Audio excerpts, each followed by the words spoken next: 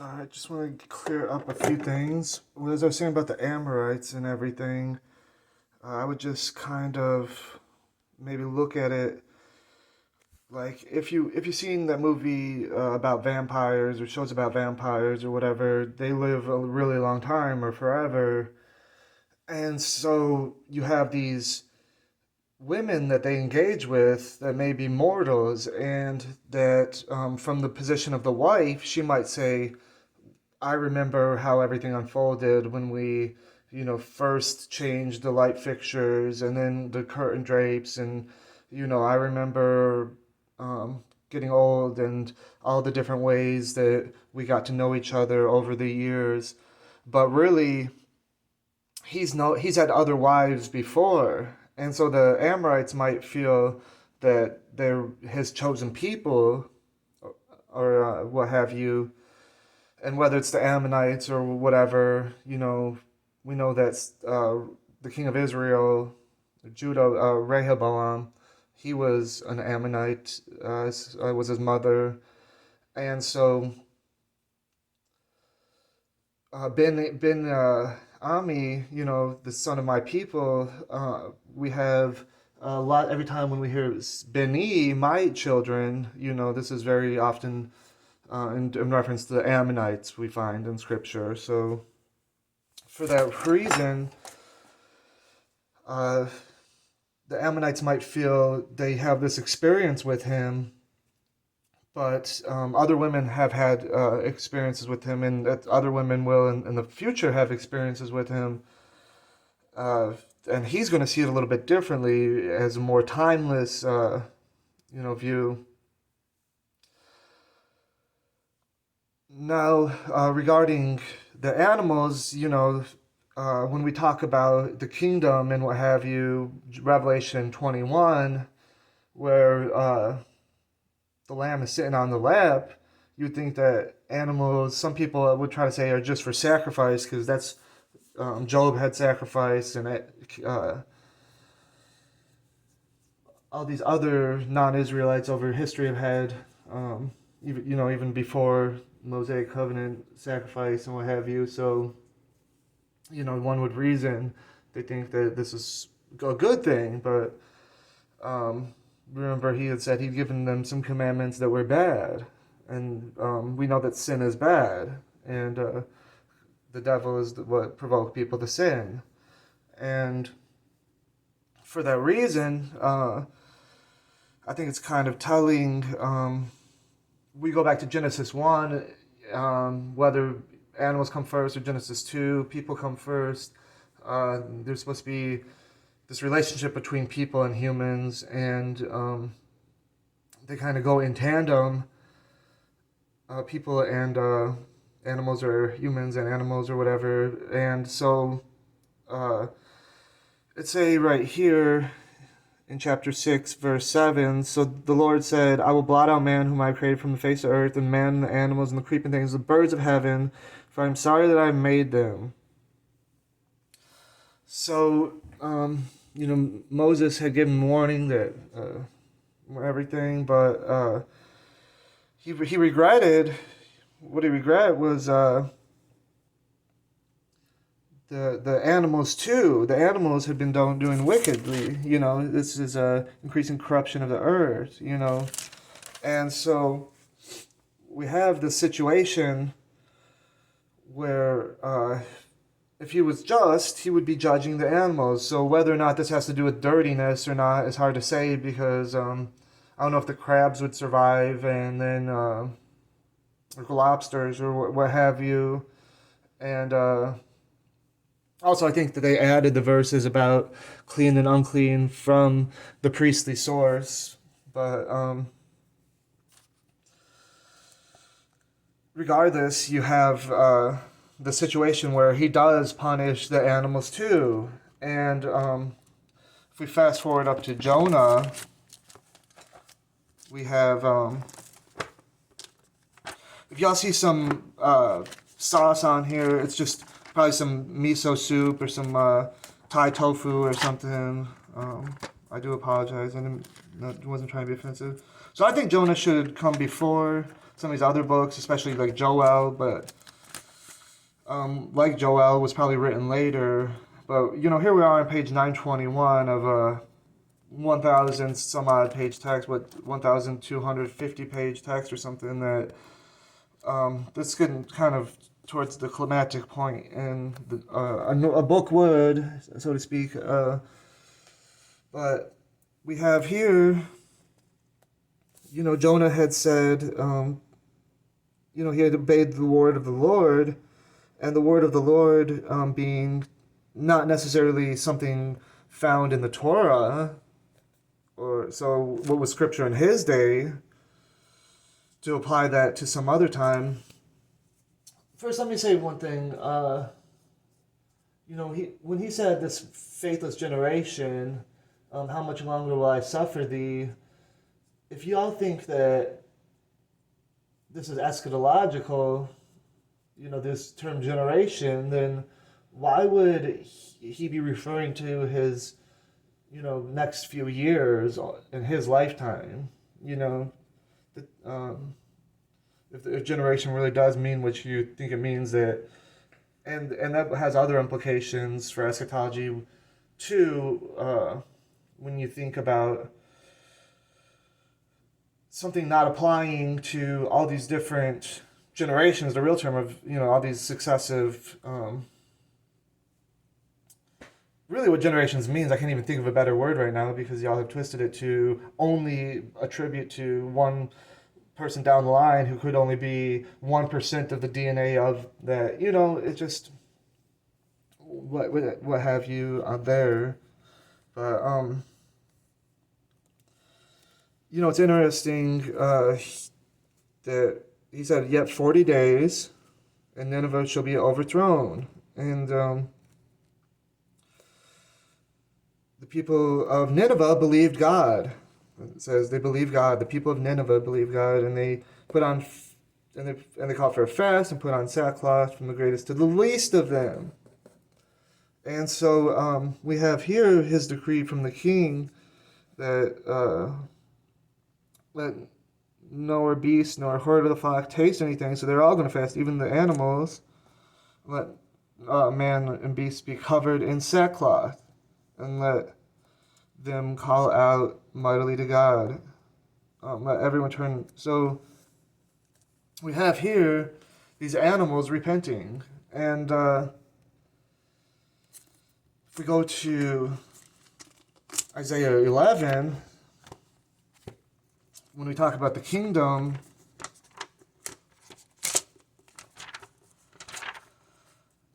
we have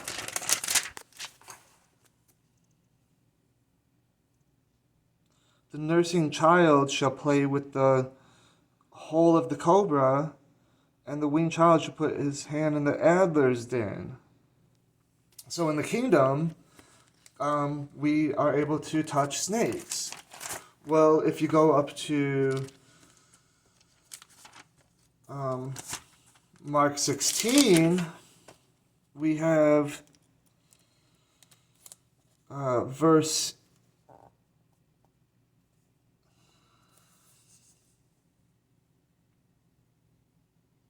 18. It says, they will pick up serpents with their hands, and they will drink deadly poison. It will not hurt them. So when we go to Revelation 21, we have the kingdom. But we have people surviving snake bites all the way back in Numbers 21. So we're from Revelation 21 to Numbers 21. We're from Genesis. I'm going to go to Acts. So we're covering large swaths of ground here. But if I could go back to Jonah right quick, it's that Jonah was supposed to, go preach to Tarshish. He was trying to get out of Dodge by going to Tarshish, which was basically the furthest west point. Scholars are a little unsure of where that is, but this is where they consider to be Europe. Maybe the French Riviera or something, who knows. But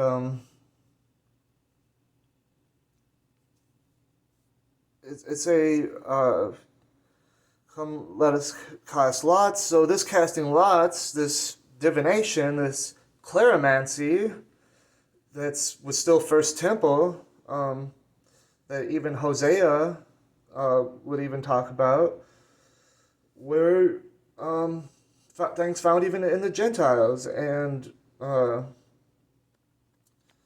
whether or not it was divinely inspired that casting lots in Purim for Esther is another matter altogether, because that doesn't really fit the chronology and what they're really doing with that.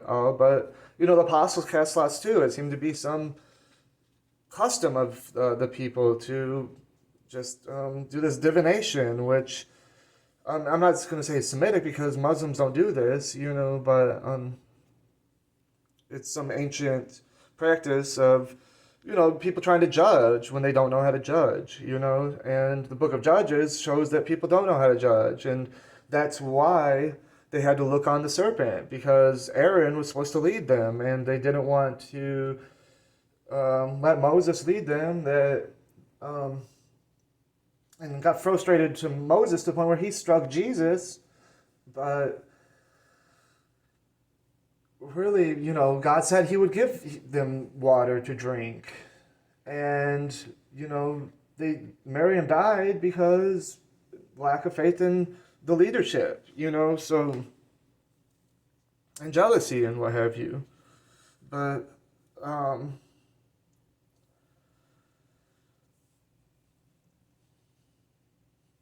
they were casting lots, Purim, and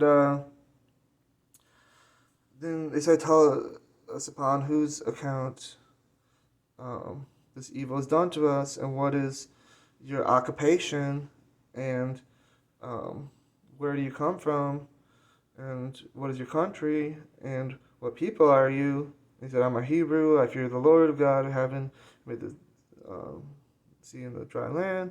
These men were exceedingly afraid, and they said,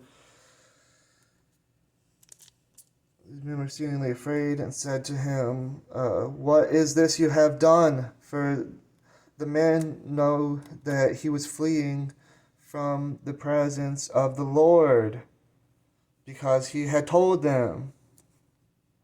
Then they said to him, what shall we do that the sea may quiet down for us? For the sea grew more and more tempestuous. He said to them, pick me up and hurl me into the sea, and the sea will quiet down for you. For I know that it is because of me that this great tempest has come upon you. Nevertheless, the men rowed hard to get back to dry land, and could not, for the sea grew more and more tempestuous against them. Therefore they called out to the Lord, O Lord, let us not perish for this man's life, and lay not innocent blood, for you, O Lord, have done as it pleased you. So they know that the one that has power to take their life is God. That's alone, and that is their God. The same God of Jonah is the one that they're talking about, the one that's causing the sea storm. So just from the apparentness of their own mortality, this is God. And so, but they still have a morality, because they are saying they have a law unto themselves that they can't murder, that they know that this is God and that he's just, and that he's trying to get Jonah to do what he's supposed to do. But Jonah, he's trying to take the narrative from God. He's not giving the word of the Lord. He's giving his own word, because just like he contradicted that other prophet, he's given his own word, and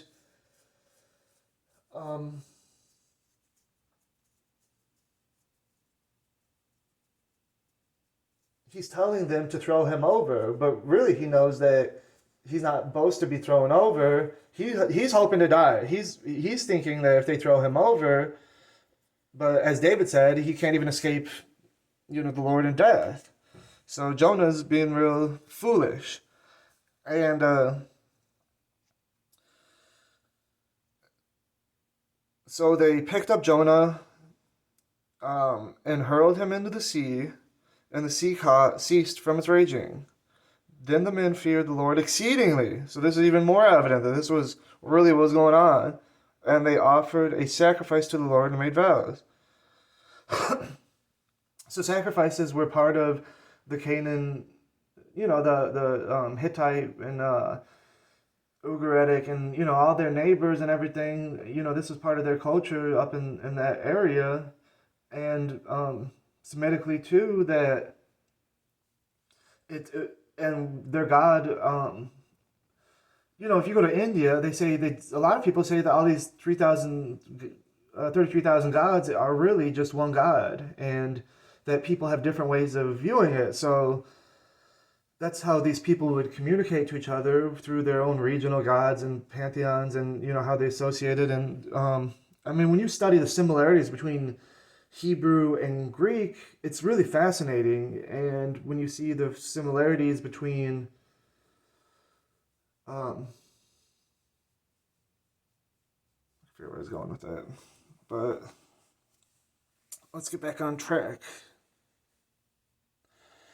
So the fish, ate him, and he realized that he had to go there. And this is really just about Jonah 1, but what the big takeaway is, you have these people who are repenting, just as the Ninevites did. And Jonah eventually repented, and he said the word of the Lord to them. And I've done videos about what that means. I think Paul even used it one time to refer to scripture as an honorific, but I think a lot of people don't really know what the term means. So lastly, I want to turn to Paul for the last part of this part 1 of a 2-part video. The second part is going to be dealing with Revelation 21 and Numbers 21 and John 3:14. John 3:14.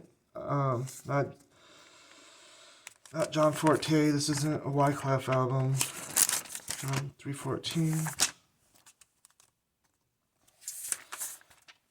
So I want to finish up with, I don't know what I really want to say about this. Somehow they're going to be on this ship to Asia, and no, this doesn't mean Asia like we think of it. This means Turkey as we think of it. This isn't like 2 Chronicles 20, verse 22, where somehow they're going to go from Ezion Geber, which we know Geber is really by the Dead Sea, and Zion is really even north of there, to the west of there, but it was probably by what they're referring to originally, the coastland over by Gaza or something, but who knows. But certainly it wasn't down by the Red Sea to get to the west when there was no Gulf of Suez. Especially when the seas were,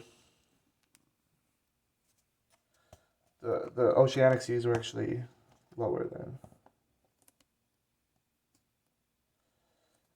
But so Paul was arrested, in Asia, and they went to trial in Asia, and they want to take him back to Rome to kind of solve all these issues. And they were going to go, they had stopped in Lebanon or something, and they wanted to set out to the west, and somehow they were over by Crete, or they're going to Crete. It's a little ambiguous which direction they were going, but somehow they wound up near Malta.